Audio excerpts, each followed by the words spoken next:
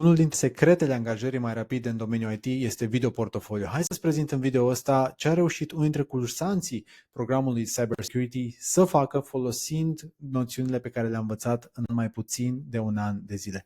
Urmărește până la final și în cazul în care vrei și tu să faci aceste lucruri într-o perioadă mult mai scurtă de timp față de alte modele de învățământ, atunci te invit să aplici pentru o discuție gratuită cu dintre consultanții în echipa mea ca să-ți arătăm și ție care sunt pașii de urmat și ce ai de făcut ca să te poți angaja concret chiar anul acesta în domeniul IT, pe partea de securitate cibernetică, rețele sau Linux. Aplică acum și îți doresc spor la vizionat. Hello everyone, my name is Dominiq Jakab, and in this video I will present my cybersecurity project for the cybersecurity masterclass by Teach. The presentation that I created in PowerPoint is just a sketch to help me structure the work that I performed. The presentation will be in Romanian, what's written, but I will speak in English and present you in English. Basically, on the content, I would like to describe myself in a few words in the first chapter. In the second one, I would like to present my project and also the requirements that were imposed. In the third one, I will show you how I solved the task, basically, and the problems that I encountered. And lastly, the conclusions after solving the task and my opinion. So let's get started. As I mentioned, I'm Dominiq Jakab. I'm a structural engineer, graduate at Civil Engineering faculty at Portofoliul Timisoara. I graduated both bachelor and master degrees. Currently, I'm also enrolled in a PhD course at the same institution, at UPT. In the research field, I work also as a research assistant at Romanian Academy, at Timisoara branch, also in structural engineering. And lastly, I'm also an assistant professor at the Civil Engineering faculty at the Steel Structures and Structural Mechanics department. Now, going on the second chapter regarding the project and the requirements. Basically, the project encompasses all the notions that were gathered during the cybersecurity study. I also studied before, not just during this masterclass, but this was a good summary of all the notions from Linux and operating systems, from networking and security concepts and using security tools. In terms of the working environment, it was both local and also in cloud. In this sketch, I present few of the technology that I use. Basically, I have a local network on my personal LAN that I created. It's a class C LAN on 2.168.0. The router has .1 the IP, and I have different virtual machines. Okay, I have Windows, it's Windows 10, Kali Linux. Most of the work will be performed from Kali Linux.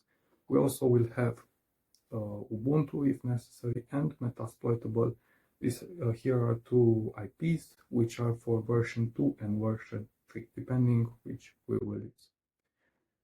In the internet, I created on DigitalOcean platform a droplet on which WordPress is installed over Ubuntu, okay, and the tasks, some of the tasks are performed on that droplet and on another one which was provided by Teach.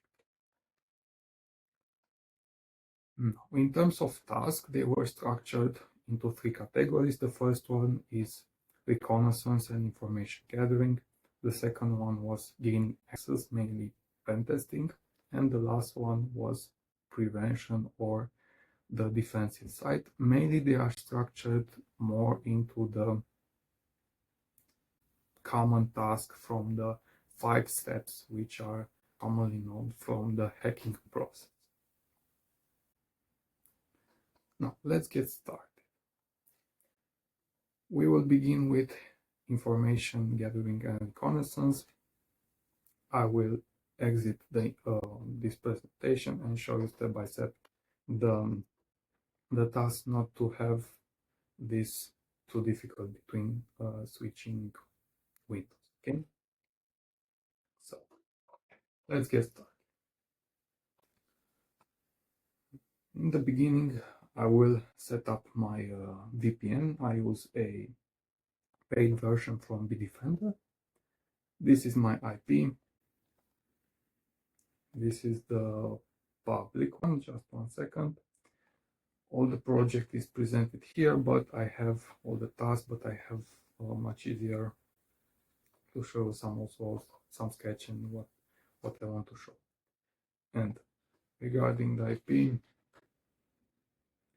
you can see this is the public IP.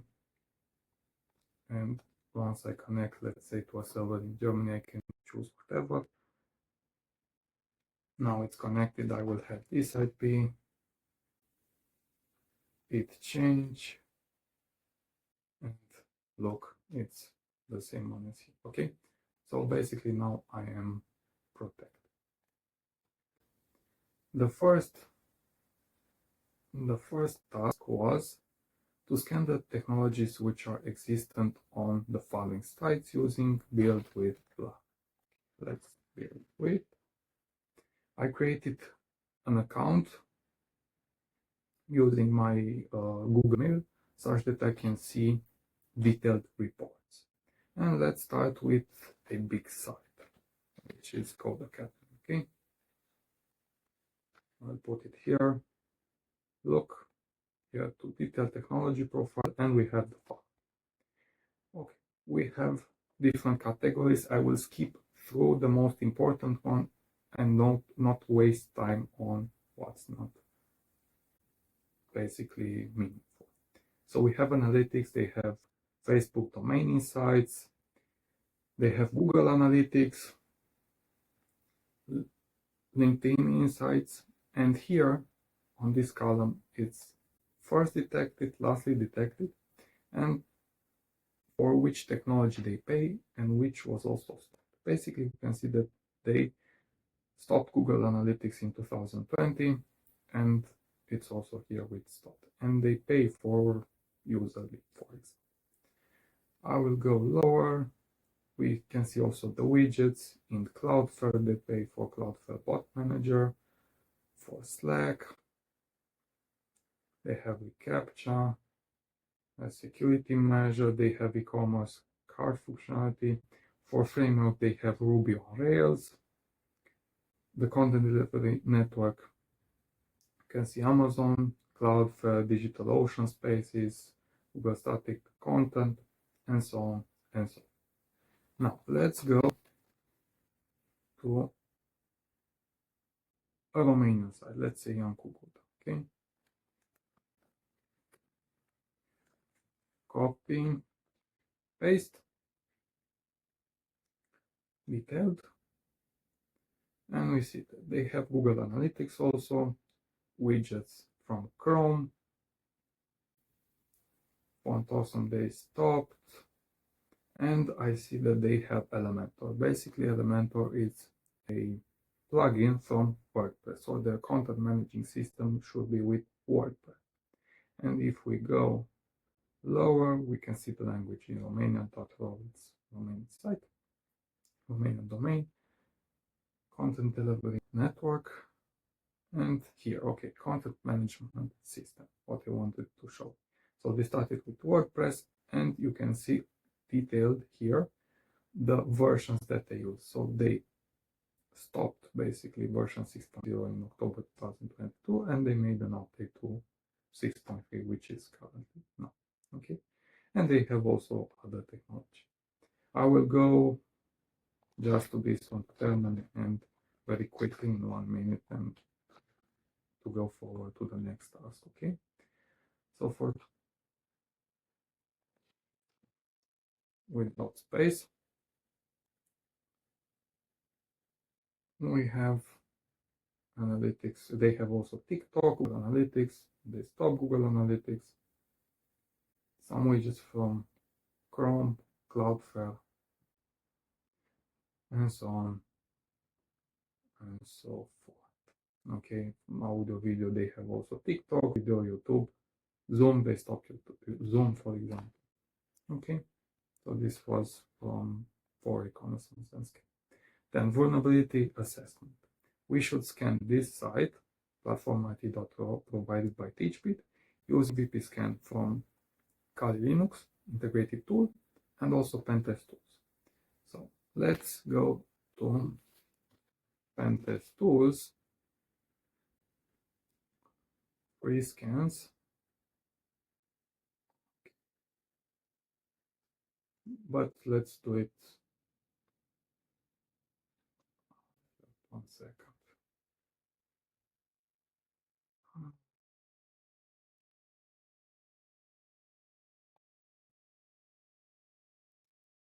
I want to do it again.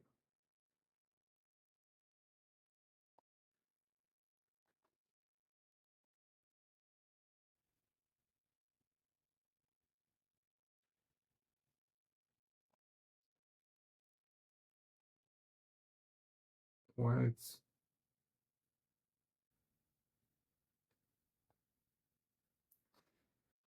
the website pentest tools site vulnerabilities. Okay, perfect. So HTTP, and we have platformit.ro.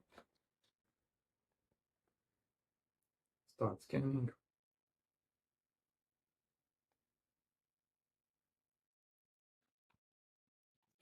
And meanwhile, I will start my. Can I make this? No. Okay. I will start my Kali Linux.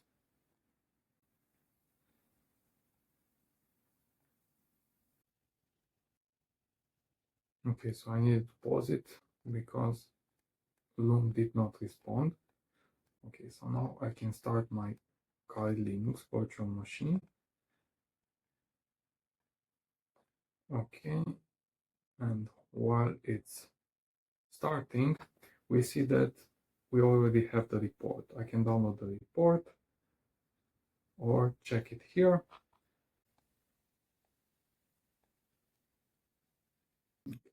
Basically, we see that we have one very high vulnerability, one medium, 5 low, and 12 for info.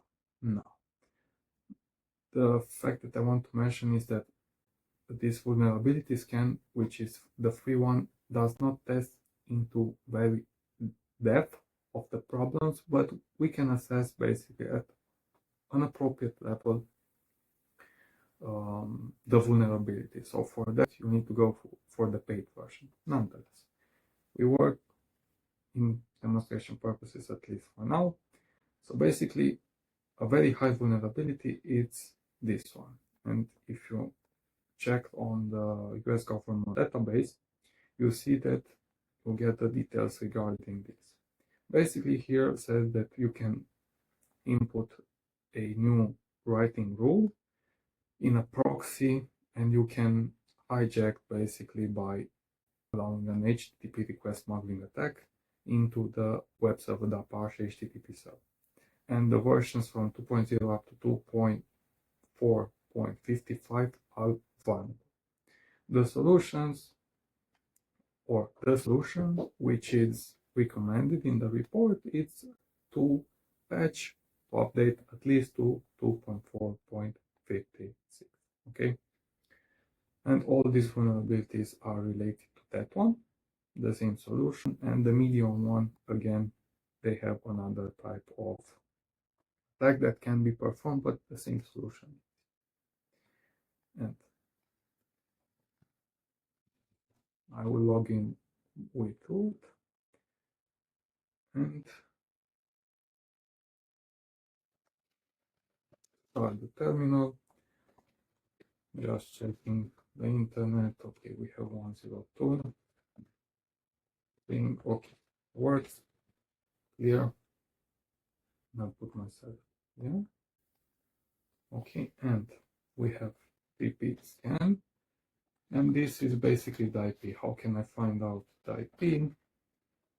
we go with ns lookup,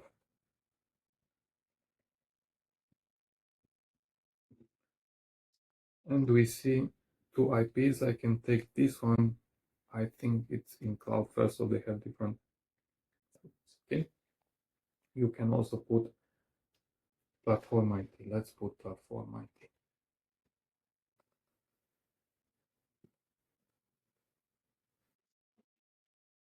And not this, just scan, because here will show you the users. Okay. Just one second.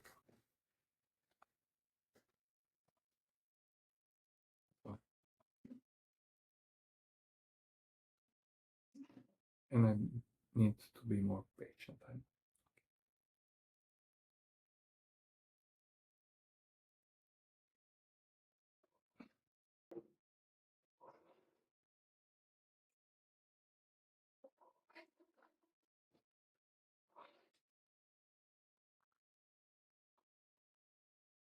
Okay, so we see that we have some data, the same web server, the Apache 2.4.15. They have WordPress version 6.4.1. We cannot see the main theme. Protected, and basically these are just a simple scan. I will show you how to scan for users, because I will need that for the credential, the man in the middle attack. Okay, so basically this is the scan, and I would like to share another vulnerability, because here we don't see any. Just one second. And I saw here, this is again from Pentest Tools report, and this is from my website. Okay, the domain that I found, and I scanned it. And I have only a medium one, but it could be exploited. And the vulnerability is the following. Basically, it will list the VP includes folder.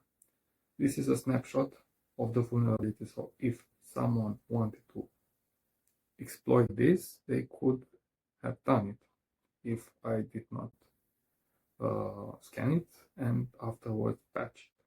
Here it does not recommend basically a solution. I will make a separate video to show you how I've done it. Basically, I can just prove you that if you go here, you cannot see that folder which was listed, because I already patched the vulnerability.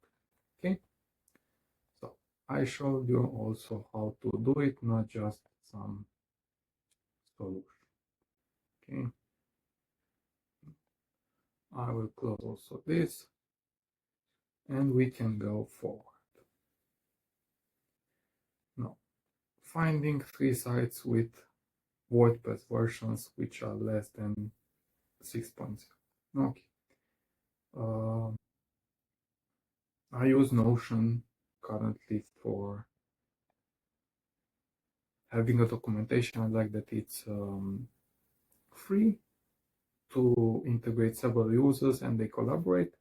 And I basically use this cheat sheet. Okay. And I use this command to search. Now, we will search on Google and just put this and search. The last time I did, I found very quickly, because the sites will differ a lot, this one. This I'm sure, and because it's HTTP, almost sure it's an older version.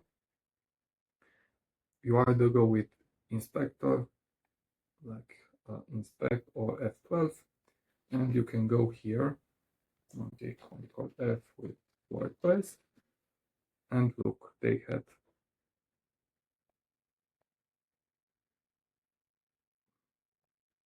second, version 4.2.36. So this is for sure to be exploited. Now, let's check another one. University block service. And this is HTTPS. Let's check. Not here, but in the code.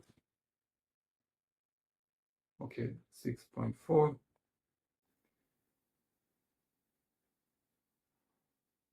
Let's check this one. And if not, because you see they have also in their title some in their content, sorry, version, and sometimes it does not work properly.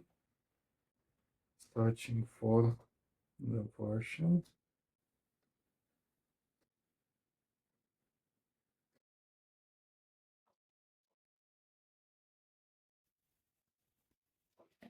Plus, okay, I cannot see the version. I won't lose time, but I will show, for example, let's say this one. This following are again HTTP. Let's say this is HTTPS. I previously searched, so mentors cap.no.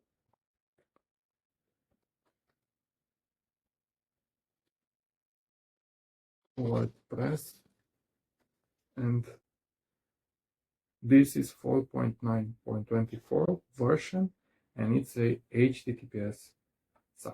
So you see that not each HTTPS site has updated version. Okay, and this it's a blog and others. Okay, now we finished with the first category of information gathering and recon. Let's go to the second one,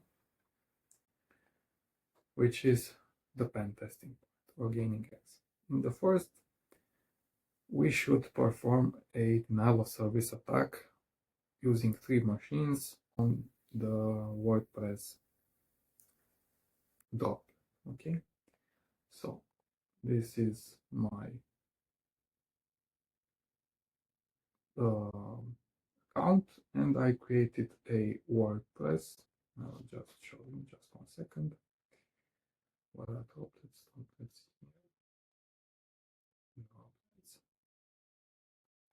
WordPress, and this is my topic. And here we can see the usage in terms of bandwidth, disk, and I will show after we perform a denial of service.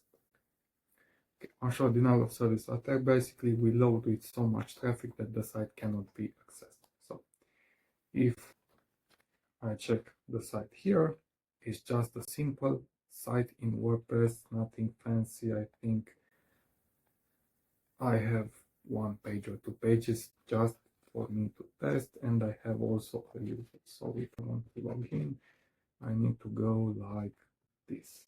Okay, and here I can log in. But let's say this site, and I will perform a denial service attack using HPing3, Kali, like in Windows 10, and GoldenEye in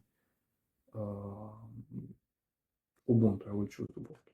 Okay, so let's start also Windows 10 network data. Okay, and also Ubuntu. Hopefully it won't crash.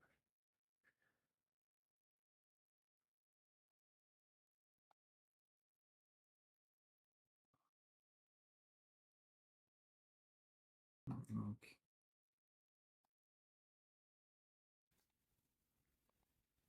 While this starts, I'm going to my documentation, and I have here. Basically, it's not just a simple denial of service, it's distributed because we have more than 1 machine.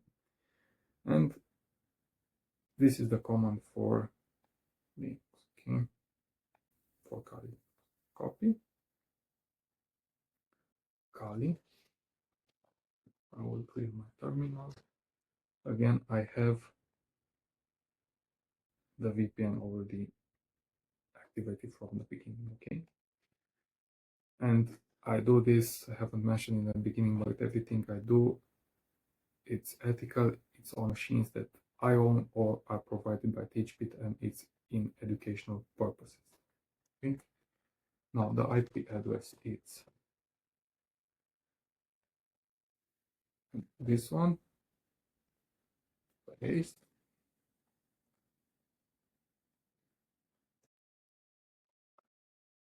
Okay. Windows started. Ubuntu started.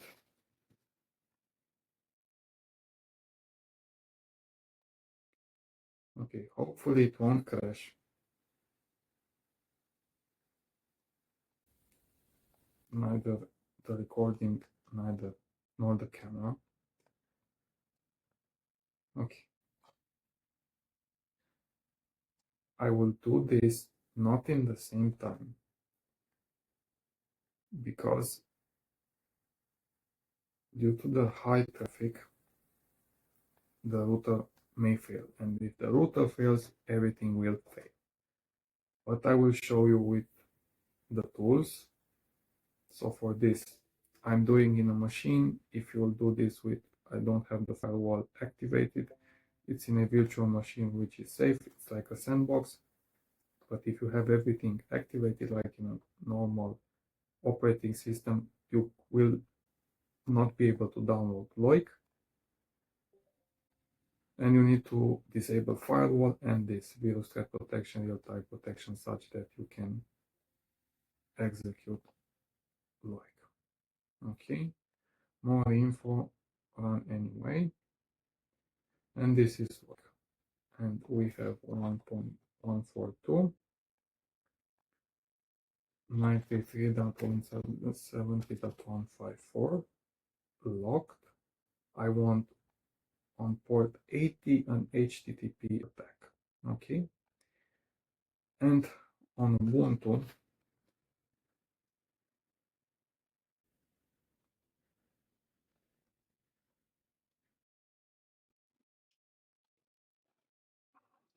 go to GoldenEye. Okay, the command is this one.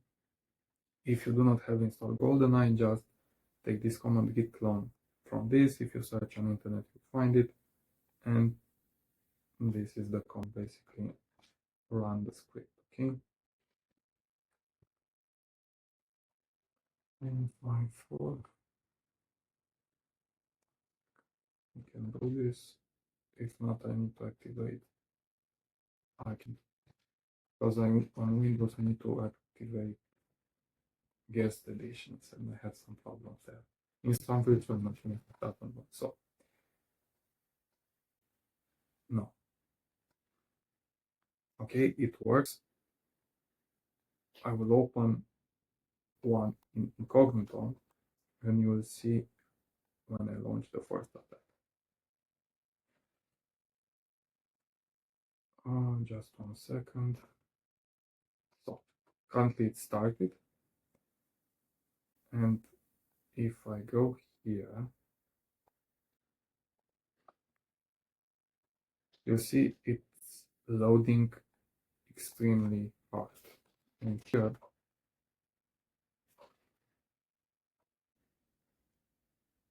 it's not loading anymore.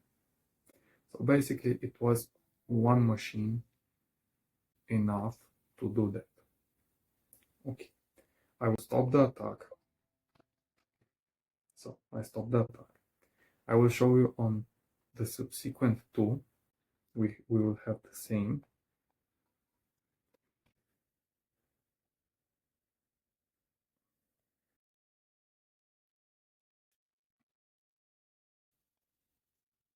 Hopefully the internet does not fail.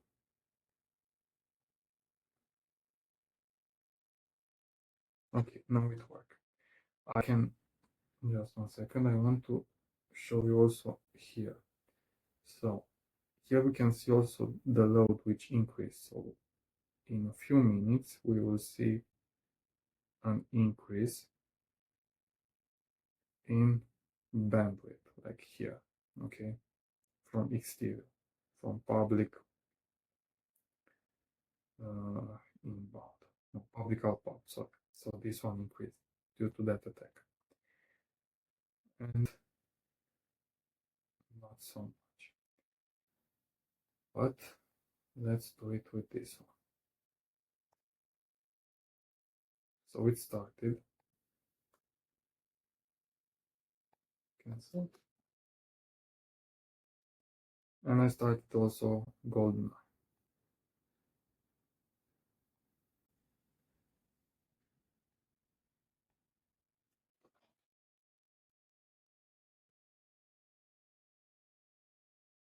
Again, it's taking a lot more to load. It find out, okay. Okay. But this, it's not working properly because my, okay. Let's do it with this and hopefully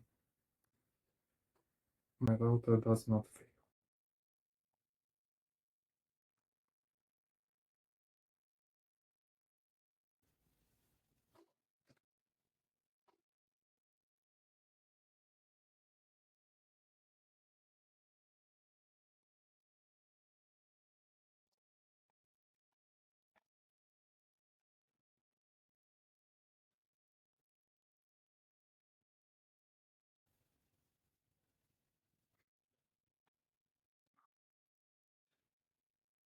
It should not load.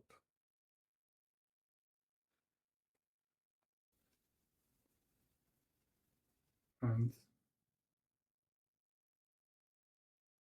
okay, so now the internet is starting to fail because I cannot connect to the platform.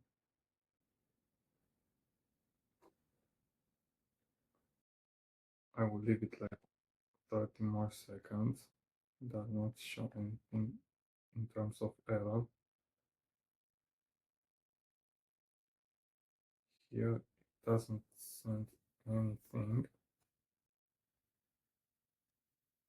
but here it works.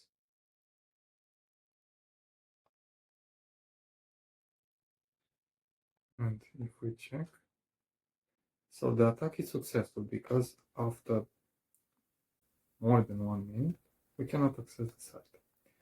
Now, I will stop this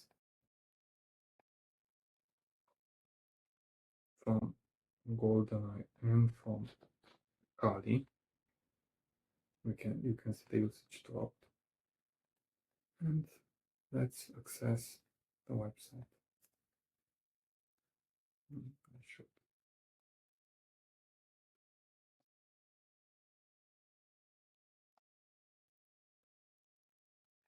Okay. I think I should wait 1 minute because my router is pretty stressed right now.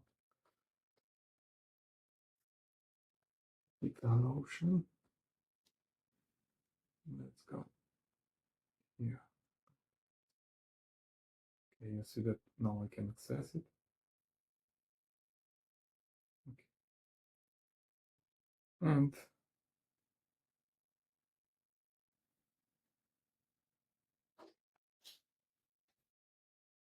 we should see here an increase. Okay, so basically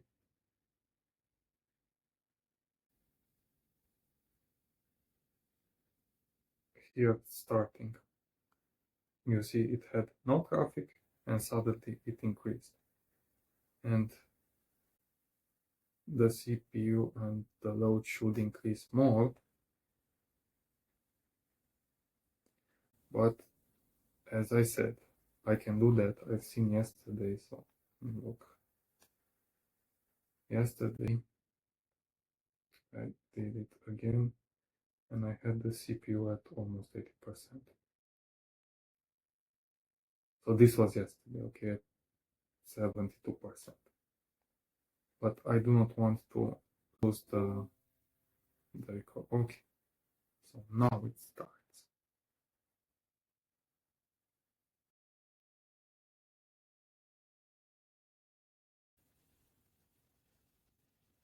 Okay, basically here it was the attack.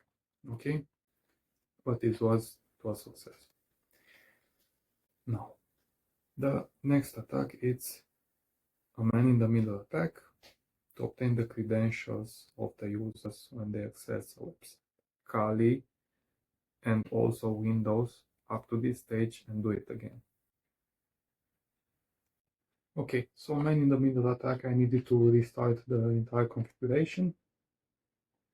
But on short, yeah, man-in-the-middle attack. Basically, I want to intercept the traffic as a middleman between Windows 10, VM, and the router. So in order to do that, I need to fool basically the router and the Windows virtual machine that I am the router. And all the traffic passes through me, and I will redirect the traffic to the router. Now, basically, we will use for this beta cap tool, but before starting, we need to ensure that in Kali Linux, we enabled the routing process, and this needs to be checked with this command, okay, in this file. So I will copy it and I will insert in IP forward the value 1. If IP forward has the value 0, then the routing is not enabled, okay? So I will display it has value 1, so it's correct.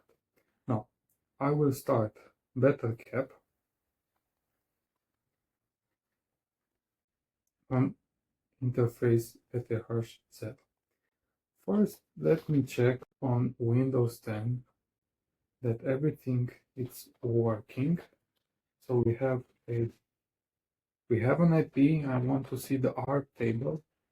The MAC address is okay. We see only the router .1, and we do not see Kali .102.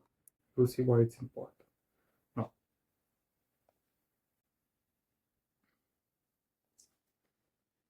google.com. Okay, we have internet access. Back to Kali.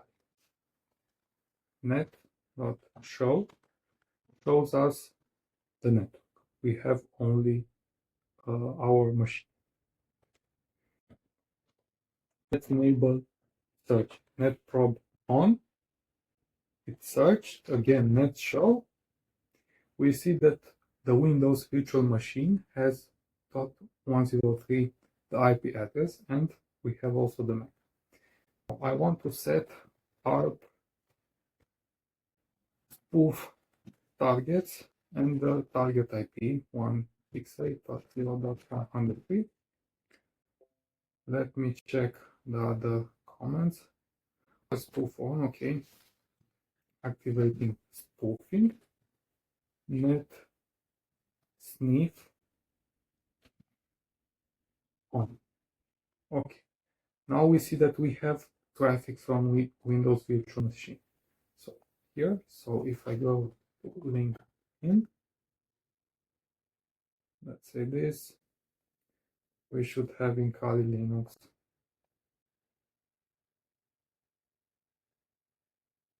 the traffic. Okay. Now let's go to an HTTP server.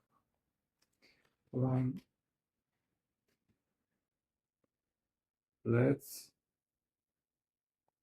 delete the history, just copy this,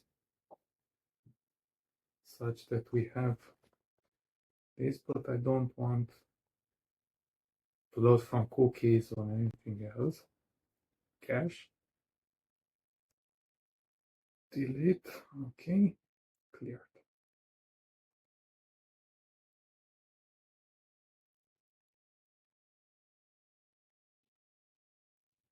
Nothing. Okay.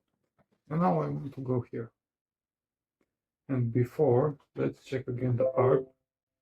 We see that we do not have the same ARP. Just 1 second. This is because I have a problem with the DNS server, and sometimes it doesn't work. It's due to the infrastructure that I use. Now, in order to do that, I need to go in Kali,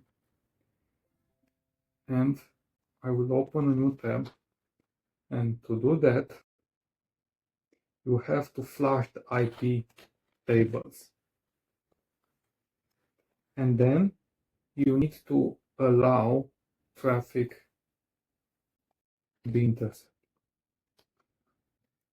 Forward, inbound, and outbound, okay, on Ethernet. And in order to check that, you have this command, and at the top, you see this one, this new rules. Okay. If we go back, let me exit. Okay. I want to check this. I will delete and do it again.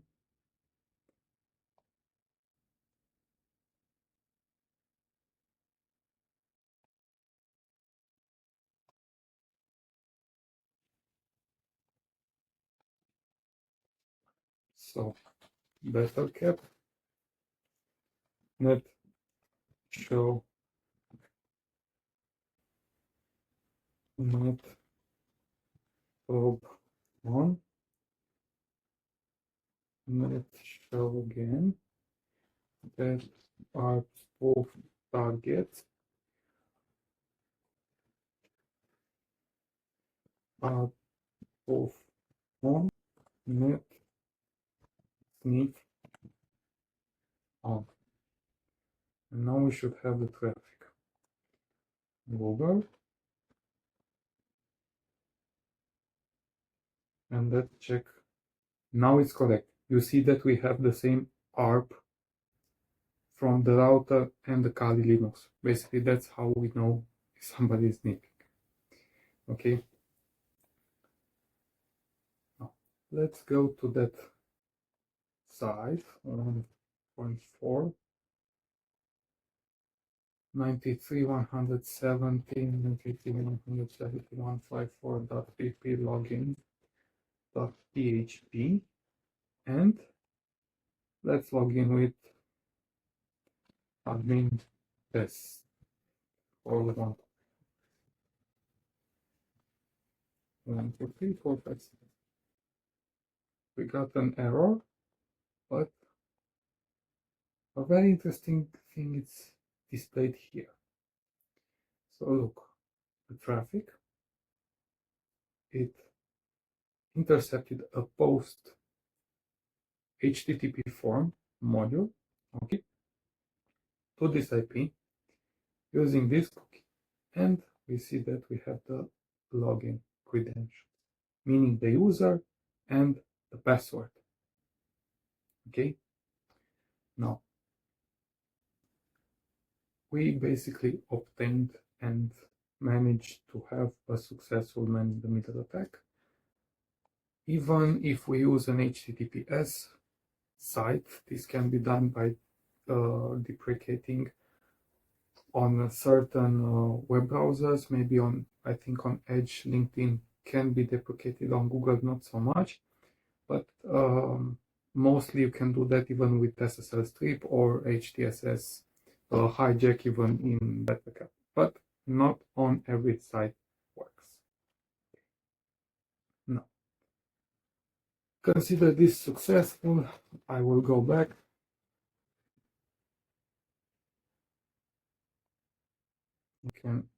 We can check, and now again the ARP, we see that we went back, so basically in the Windows machine it's clear to be used again.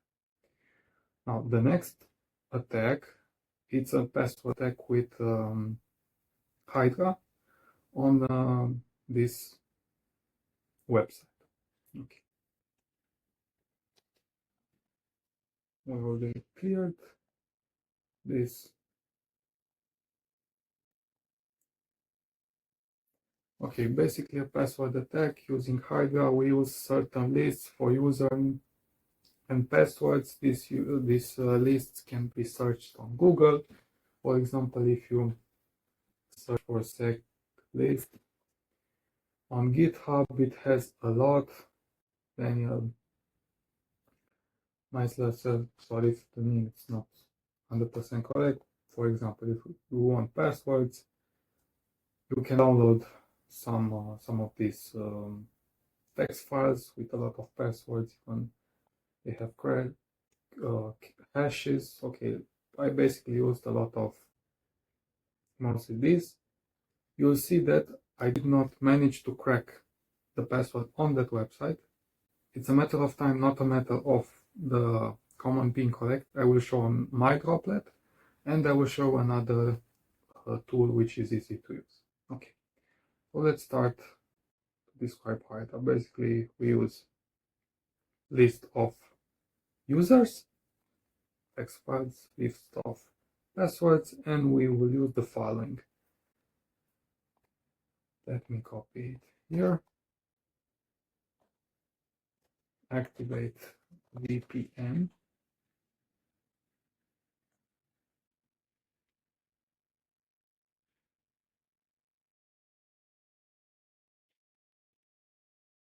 Was activated, sorry. Just one second.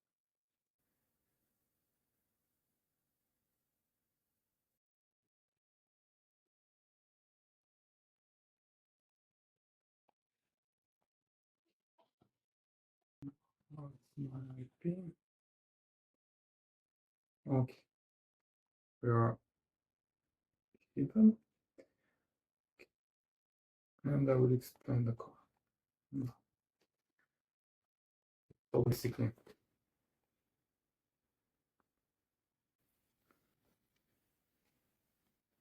after -e NSR, it's login with null or reverse login or another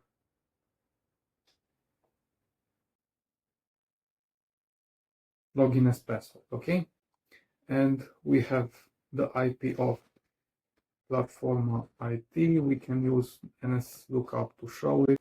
I won't do it again, but it's very interesting. It's this. It's very important to understand the module that you are using for logging in WordPress. For example, all these values can be intercepted either using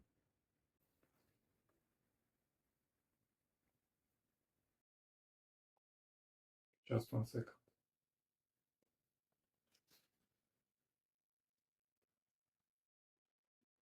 Oh, it's called.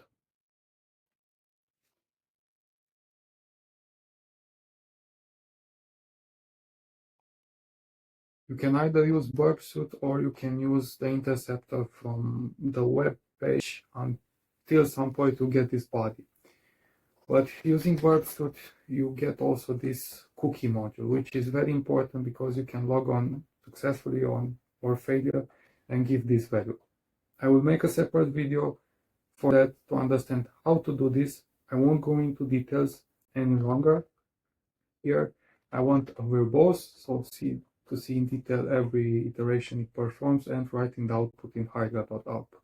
And what I forgot is to put here -f, such that it stops whenever he hits a valid pass. Okay, I will hit the command. You see it started basically, and by default it has 16 threads, so it uses 16 threads one time to do that. Okay, I think I will need to restart.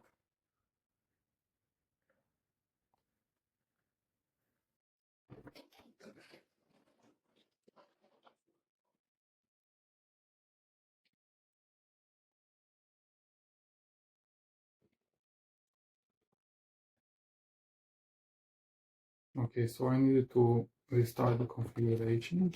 Now I will hit again the command,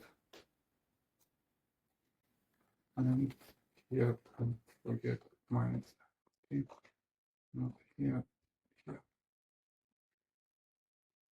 And you'll see it will check for each user each password is in the subsequent list.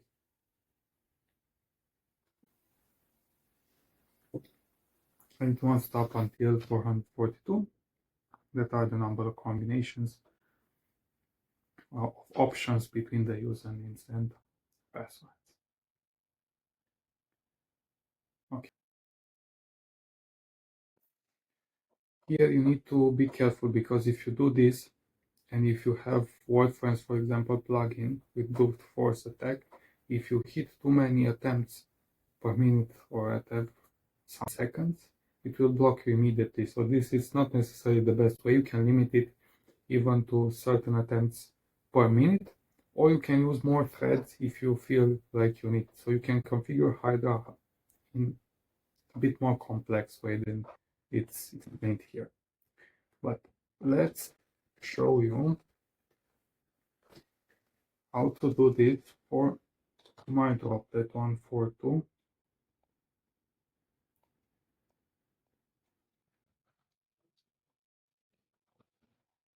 To see that there isn't a problem of command, it's a problem of time basically, and I tried with a lot of dictionaries and I couldn't find. I need to be just more inspired.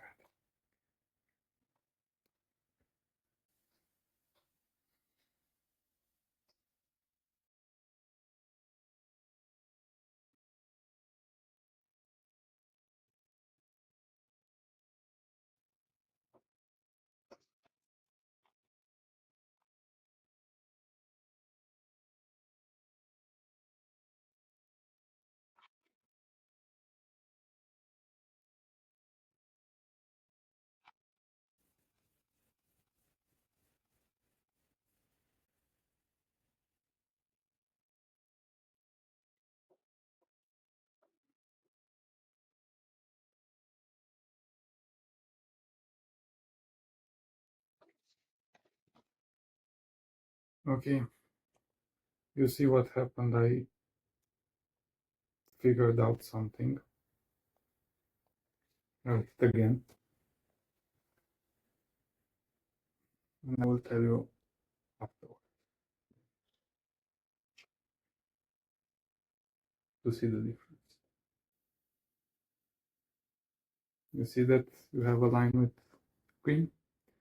That's the admin and password, and I did not forget to edit the user and the password, but I will let it finish, and I will show you basically what's happened.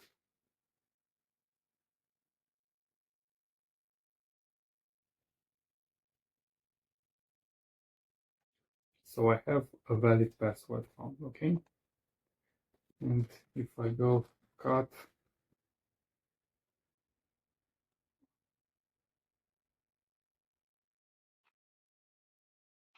okay, I'll do it again very quickly.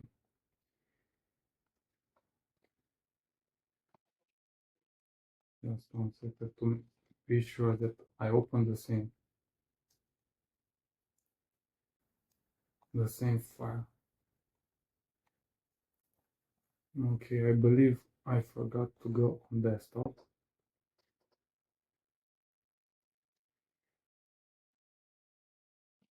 I'm pretty sure of that. Okay, that's fine. Okay,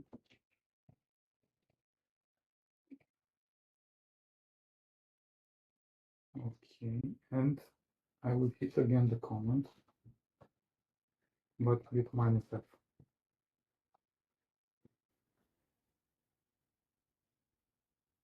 Okay. Now you see it perfectly. It's admin, also admin here. And if I check, I had WordFence activated. That's why it did not succeed. And instead of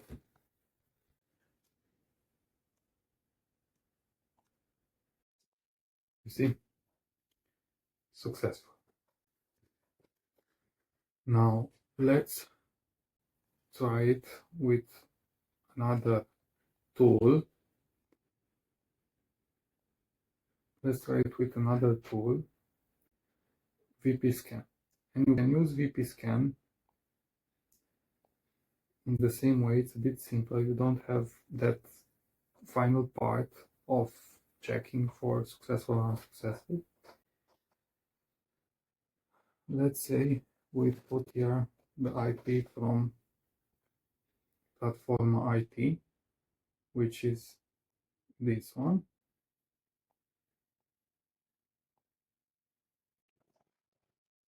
And I want to enumerate the user such that I can reduce the number of iterations. And while I do that, this is the command that I will use.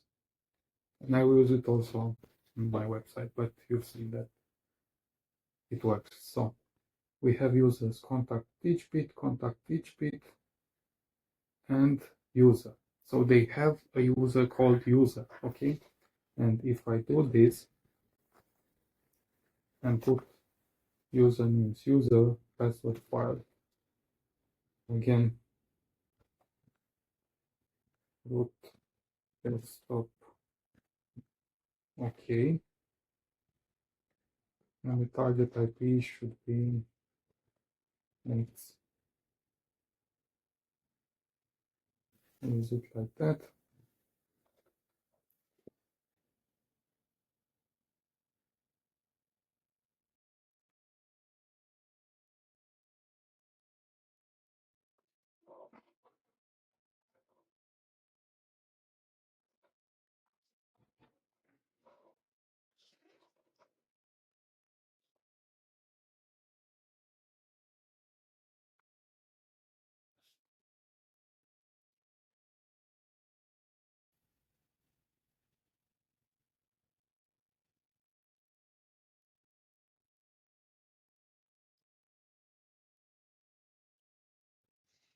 No valid passwords, okay.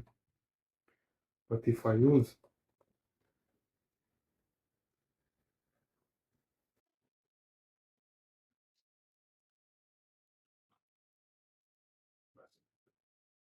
this on this,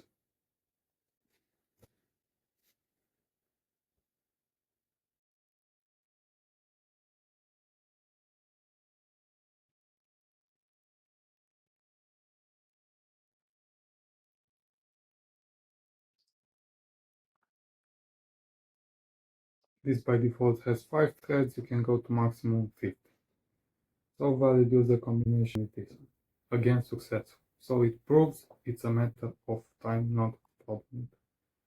The command. No. I consider the attack successful. I will go forward to an FTP attack on Metasploit. And I will show you this. I can close. Clear names. Clear. And we need to power Metasploitable 2 in the beginning. And while it's powering, I will show you it. So I perform several FTP exploits, and I found out one very simple, which is very interesting method on netcat, using netcat, sorry, and which is on Metasploitable 2, and the third one, which is on Metasploitable 3. Again, is the same type of method using Metasploit framework, but there are some differences, and this is very interesting because I searched a lot to solve an issue, and I think it will help you for those who cannot find the solution. Okay, so basically for method 1, netcat is an utility that uses connectivity between networking on TCP on UDP. And if I will scan, okay, we have the Metasploitable 2.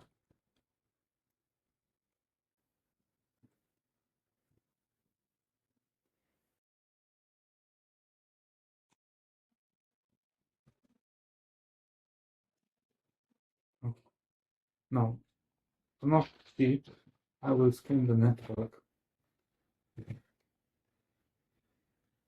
24, and I won't use this such that it doesn't load so much. So I use basically a half scene scan, a stealth scan, a half TCP, because I search only for the scene, and it will show me basically some information. I will pause the video, not to wait for something which is not important. Okay, it finished. So we have the following users: the router, okay, DP link router with point 1. Point 100, it's my phone. Point 101, it's my local host, my Windows. Point 104, it's Metasploitable. And on 104, I will perform a much deeper scan, and I will come back afterwards. Okay, it finished. So you see we have much more details. We have port 21, open, FTP. This is the exploit. You can use Metasploitable framework and Meta MSF console. As an exploit, it will work. I won't show you that. You can use even this one I exploited, but I will show you another easy method. Basically, that exploit, if you search on web, it's a piece of code which was slipped. You search for this vulnerability, and it lets you log in with any user you want, just that you have the smiley face at it. So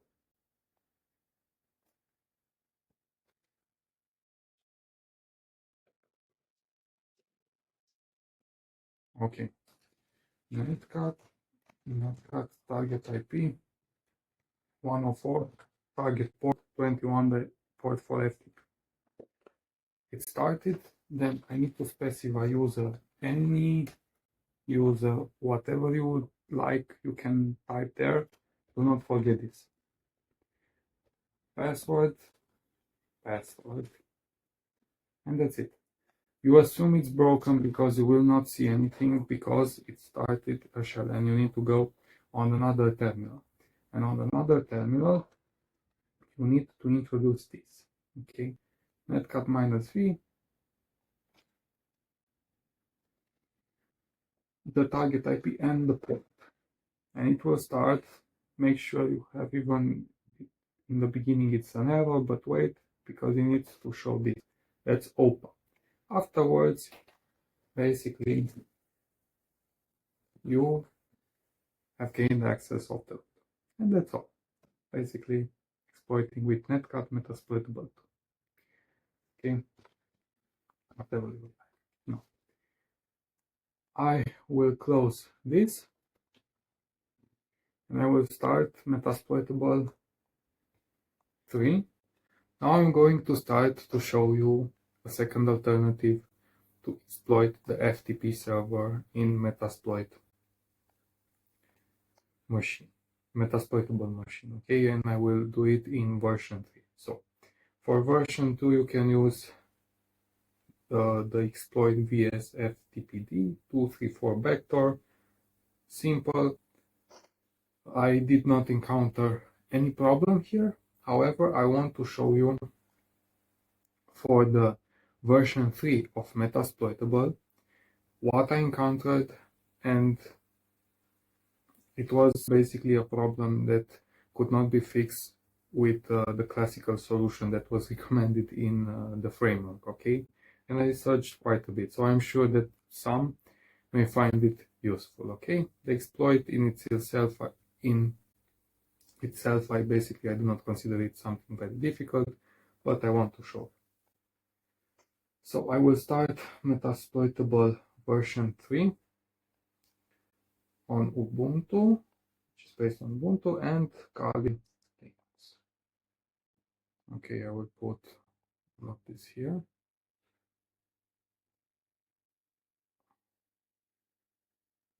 and I'm waiting for the virtual machines to start, okay?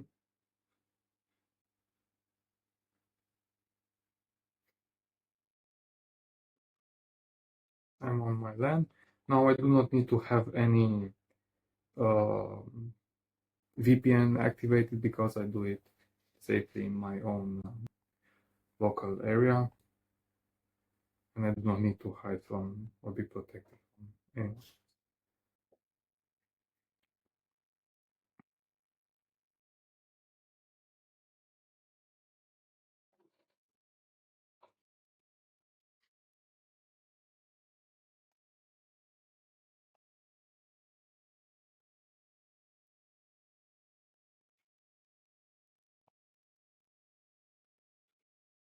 Okay, the Metasploitable 3 already started, and I'm waiting for cadrul to start.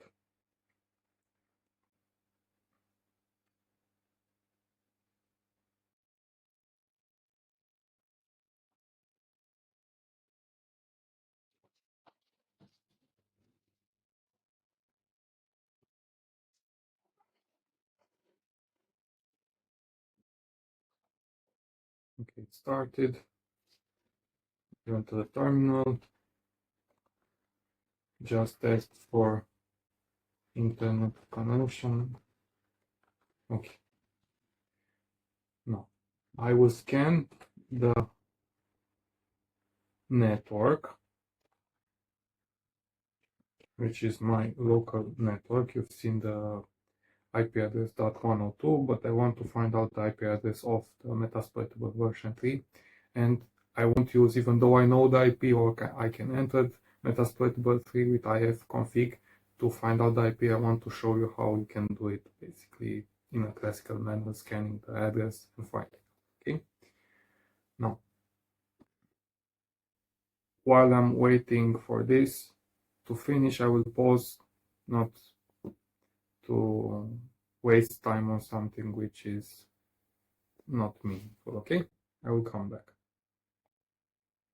Okay, the scanning with Nmap finished. I forgot to tell you what type of scan. Basically, I did a scan with Nmap on the entire network, but it's a stealth scan, scene stealth scan. So basically, it's a half TCP scan. I'm only searching for the SYN packet, not for the entire TCP handshake, and I'm searching for open ports. So that one, it's my router. You can see here TP link technologies. That 100, it's my phone. That 101, it's my Windows localhost. That 106, it's basically Metasploitable, but I will show you, and 100.02, it's Kali Linux, but I will show you with a more detailed scan only on that 16. Okay, we will do like this, and here -A for details regarding ports, regarding version, operating system, so on and so forth. So I will launch the cam, and I will come back after it's finished. Okay. Okay, it just finished. So for 106, for this IP address, we have, look, Metasploitable 3. Okay, on what? Metasploitable 3. So basically, this is the virtual machine. And for the FTP server, on port 21 TCP, which is open, we have pro FTPD vulnerability, which we can search on Google. Okay. Now I will open Metasploitable framework with MSF console, and I will search for an exploit with the name pro FTPD.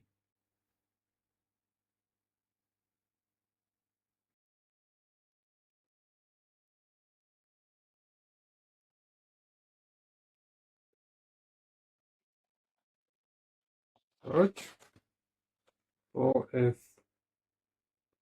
FTPD.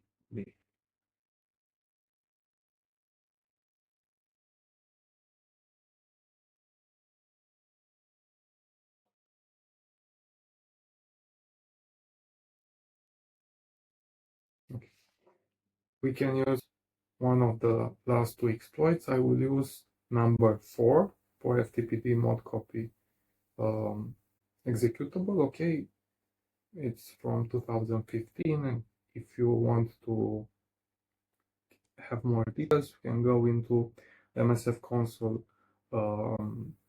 directory and find out for this exploit what are basically the information and how it works. We won't go into that.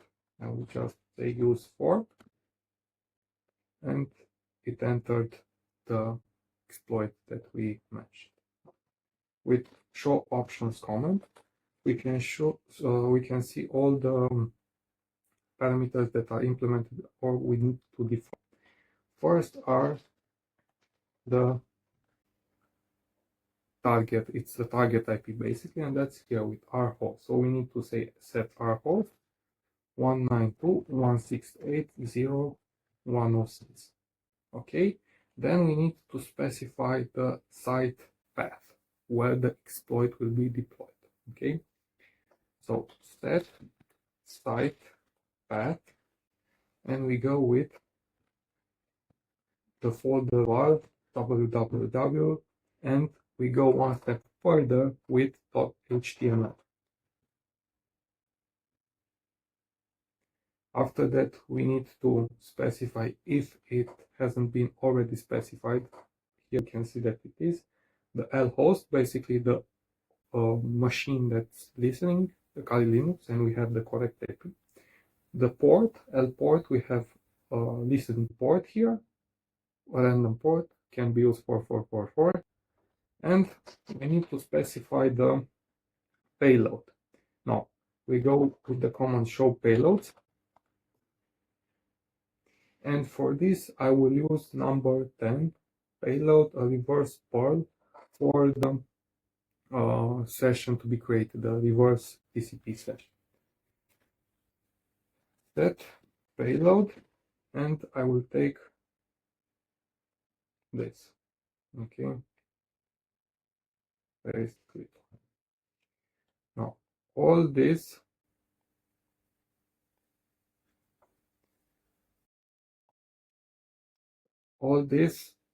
are basically the commands that I wrote in my documentation folder, and here are presented.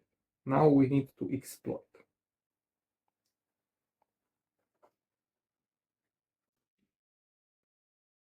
It executed a PHP payload, and now it should start a reverse TCP shell session.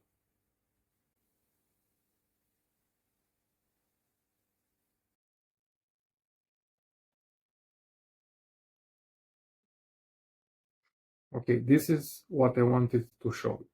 So when you have this error, exploit aborted due to failure executing payload, because this may require manual cleanup of this folder on the target. I can enter, because I also know the password, but let's say that you can manually clean up that folder and try again. I've already done that, and it does not solve the problem. The problem is with the firewall. And after a long search on Google and chat, I found out that issue I encountered and how to overcome. So basically you need to specify a new rule in the firewall. First you need to check, okay, UFW status, and you see the ports and what is allowed in this case. Okay, now you need to specify a new rule for 106 to any port which is 4444. This rule has been added. I will check again, and now if you hit the exploit one more time, so if you try one more time, it deployed another payload, but this time it will work. You see, common shell session open. So basically now I have access. Okay, basically this is the root. These are the payloads. Let's say you want to remove Z1, Z1. Okay, lsbt.php. ls. So you see you have full root access. Let's say the name Linux Metasploit battery. Okay, so this is how you exploit in a classical manner using Metasploitable framework a virtual machine like Metasploitable 3. Okay, without that simple version of Netcat with the code sleeve. Okay, going back to the task, I consider also this the task number 4 successfully performed, so we can go further. Due to the fact that I don't want to do something unethical, at least at this point, because I want to be sure whenever I search something that I'm fully hidden. I've basically generated a password attack in internet on my droplet. Okay, again, ethically, so I consider this optional attack number 5 to be included in that one, or similarly, and to be also successfully completed. Now, I will close the virtual machines because I do not need them anymore. It can, I think with background, yes, you can background this session with sessions -I if you want to go back in the session at some point later, you can do that. But if you exit also MSF console, that session will be closed. So exit -Y, and I will also close Kali Linux. Now, for the prevention module, you need to consider void fence, firewall, and scanner on the droplet and activate two-step authentication, two-factor authentication, and so on. Okay, let's go and do that. So, on my website, I'm now with administrator, so this is my administrator user, and I will go to plugins. If you do not have void fence activated, it will go there to add new plugin, download it, install it. It will request you what type of license. You can choose free license, and you can activate it through an email and through a code. Okay, basically I have the same free license. Now I activated WordFence, and we will go to the firewall. First, you will have the firewall here in learning mode, I think for 1 week, but after that you can specify to go with enabled and protect. Now let's check the task. Okay, prevent brute force attack. So you go here into firewall, and you need to enable, it's already enabled by default. From off, you need to click on the brute force protection, and you can specify how many login attempts. Here specify 3 maximum attempts. Okay, we leave 3, and you can specify also the time interval for which the user will be blocked if he surpasses the number of times allocated. No. After that, we should block the traffic from certain zones. That you go here to all options, blocking options. You should upgrade to premium if you want to block certain IPs. You can also do that, but not on regions. Look, I've already been attacked from the Russian Federation several times, and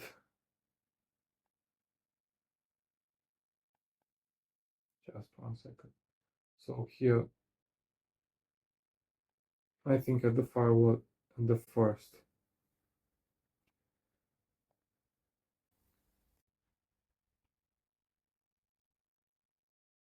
You can delay something here, okay, IP and country blocking, and you can list manually some IPs, but you do not have that location as it is presented in the all options here, okay, by zone.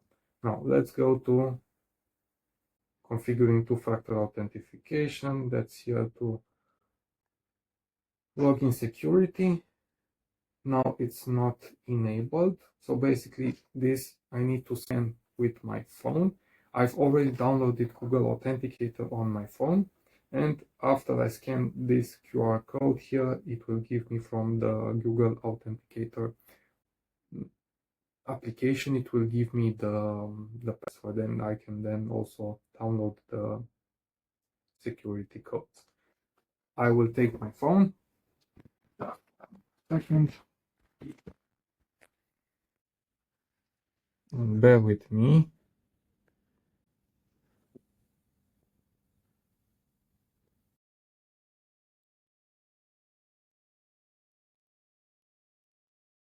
While this app is starting.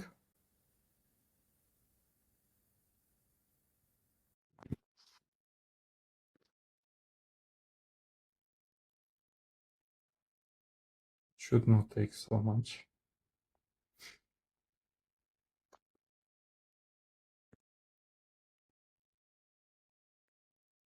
Just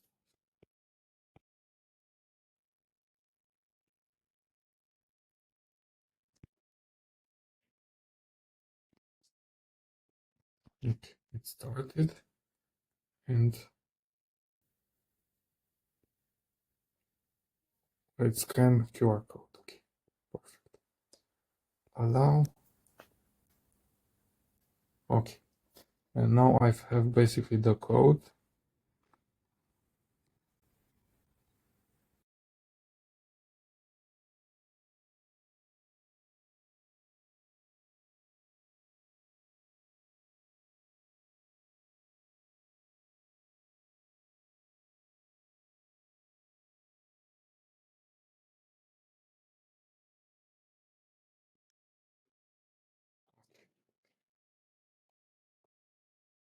Now I already downloaded the code. For this.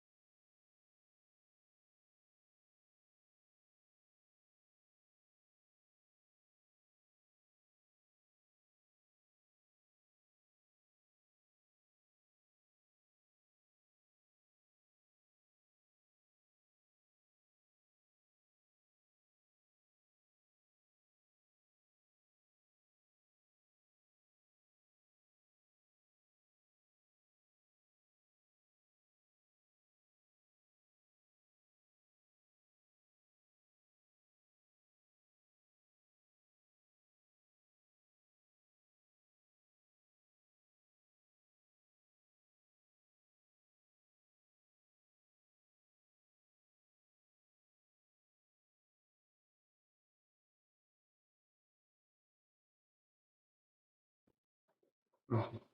So I hit install. You see that the hosting panel software was not recognized. Okay, I will go through the entire process just to show you. Agree, save, continue.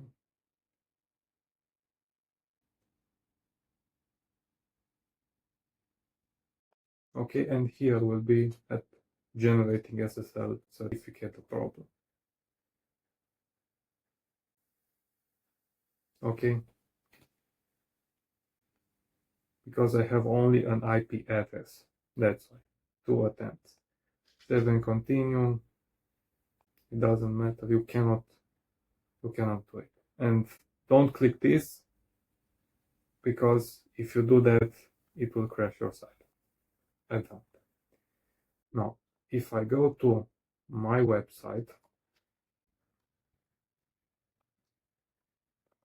but I need the other account, this one, and I will log in with admin. Okay, and I already had the SSL certificate provided by DataHost, the provider which allows me to host the site. But I just wanted to show that it works. So basically, I have the SSL. I will go to certificate, again to the settings, and compared to the previous one, here it's activated. So I did basically the same steps as for my droplet. The only difference was the name domain, which I've already bought. Okay, so that's why you cannot activate with real simple SSL plugin without having a domain. Okay. Now, the third step, install and secure your PC with an antivirus software and your passwords with a password manager, and introduce 5 users for 5 sites. Okay. I think I downloaded Avast. Okay, so I will install this just to show you. I will also use Malwarebytes. When I will switch my laptop configuration, I will get, I think, the paid version from Bitdefender for antivirus. I've already used that and I was pretty satisfied with the result.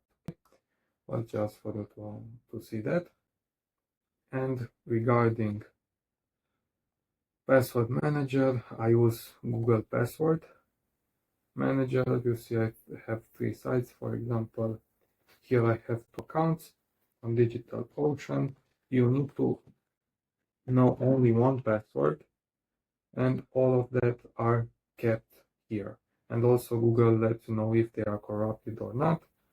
You can add notes. You can, if I click here, it will show me the password. I can copy it, and when I log in on the site, I can just specify the user and it will already consider the password without me needing to do it manually. Install. While it's installing, I will add a new user. Okay, so I want to save it in my Google account, not locally on my device. Let's say for username admin text, password doesn't matter, testing account. Okay, save. It was added here, and if I go to Facebook, and it already recognized the user and the password, I click here, log in, and if this was my actual or somebody's actual credentials, it would have worked. Okay, now this is how you add users. Here you can basically, it's a free version, you can scan for malware. It's pretty good. Also this software, and I will close it. I will wait for a second for Avast antivirus to to install and show you that you can also scan with that. No. After this, also some other options for the password manager are KeyPass, Dashlane, or OnePassword. Now, the fourth task will be create a procedure with 5 ways to increase the cybersecurity safety, basically reduce the hacking risk for the users or the employees of a company with a company having 50 employees. Okay, this list should include instructions with a minimum level of knowledge, technical knowledge. I've written some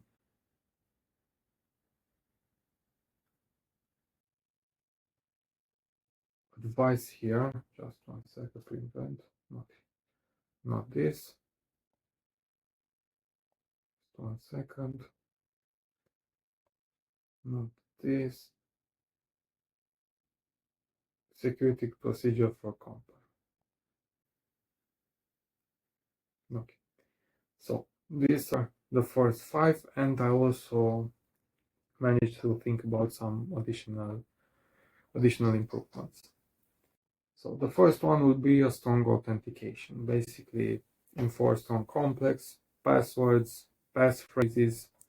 In some cases, if you know more than one language, it might be advisable to use your knowledge also there. Run the first scan, okay, that's how you run it. I will stop it. Stop, okay. No. Also, the antivirus task was completed.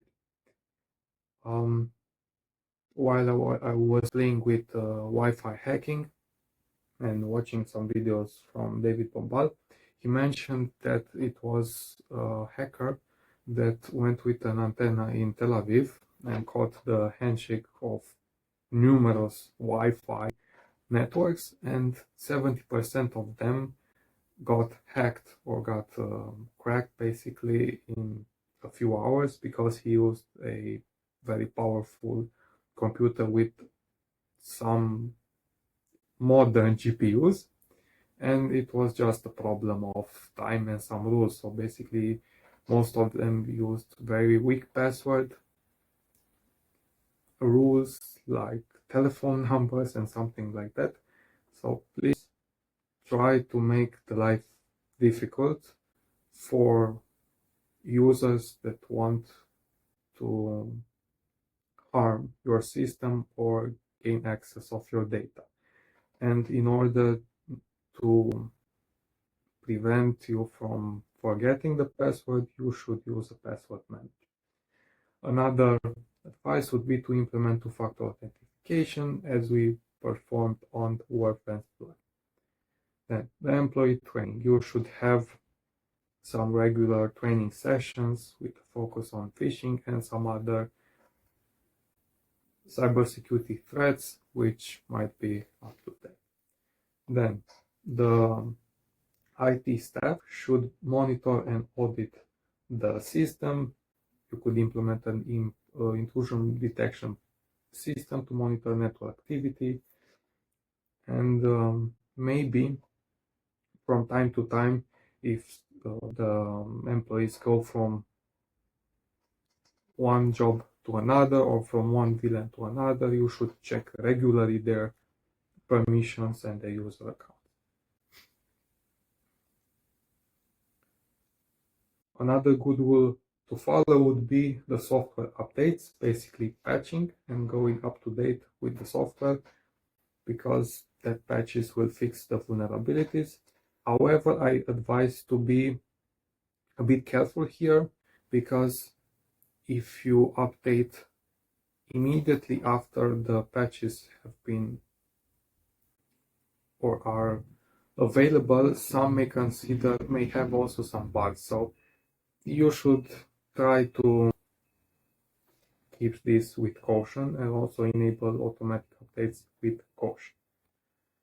Also, regarding the data protection, you should definitely have backup. on-site and off-site, like locally and in cloud, encrypt sensitive data to prevent unauthorized.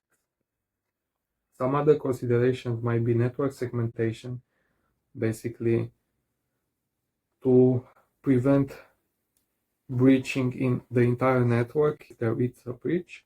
Incident response plan, develop and communicate a plan.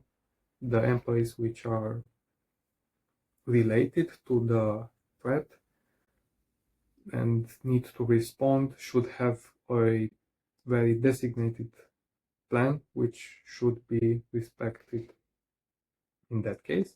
Mobile device management, controlling what the employees can access or cannot access on their phone during working times.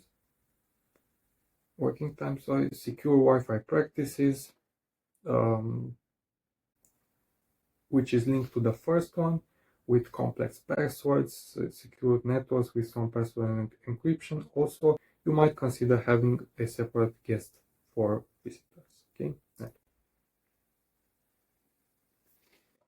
Regarding physical security, I cannot stress this anymore than to be very cautious when leaving your workstation. Just hitting the sleep button, it's enough such that you log out.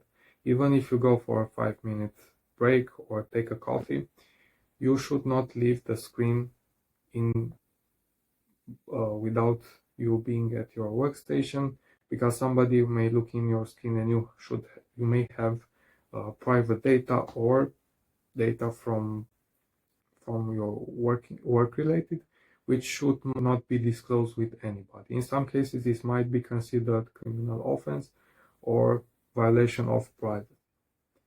Also, you should restrict or have this rule to restrict physical access to the server rooms, and I may add into the building. So if somebody comes, they should have their IDs checked and should be designated to enter only in restricted space.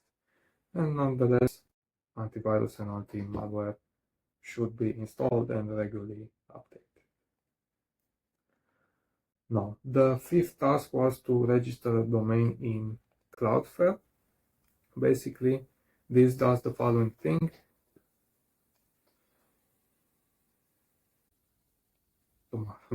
Okay. This does the following thing. If you have your site, for example, in Romania, and somebody searches you from another country, let's say United States, and it takes some time, a few seconds, for the site to load, you can load in the platform your site, have a copy of your site in other name servers that will host a dummy copy of your site, loading it much faster for the person in the United States, for example. I've done that in Cloudflare, and afterwards the task was to enable the prevention module against distributed denial of service attack. So I will show you in Cloudflare. Login.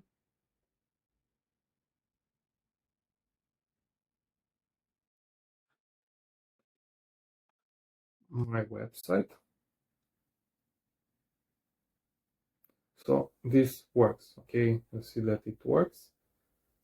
I wanted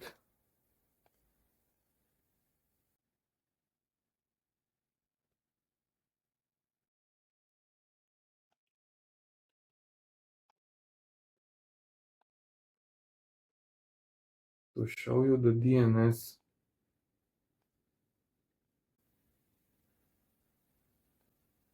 Okay, this will be when we want to activate denial of service, but I wanted to show you the DNS, the name server, sorry. But I don't know where they are.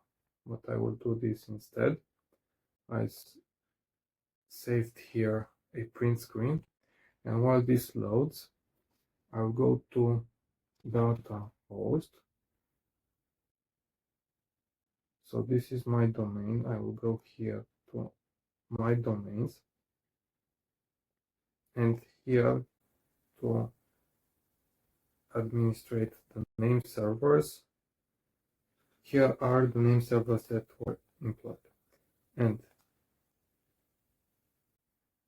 here are basically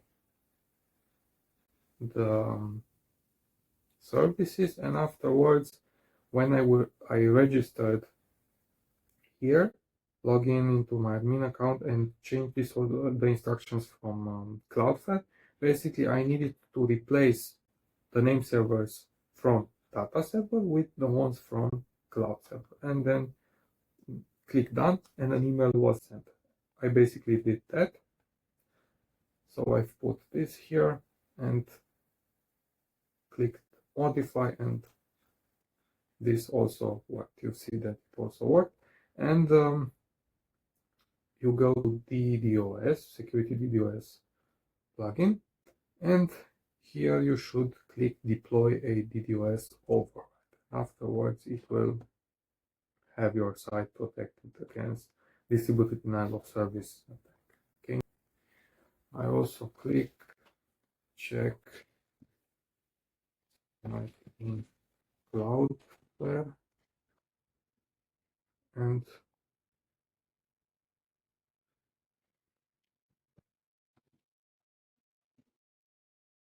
or if you scan with ms lookup command, you'll see several addresses.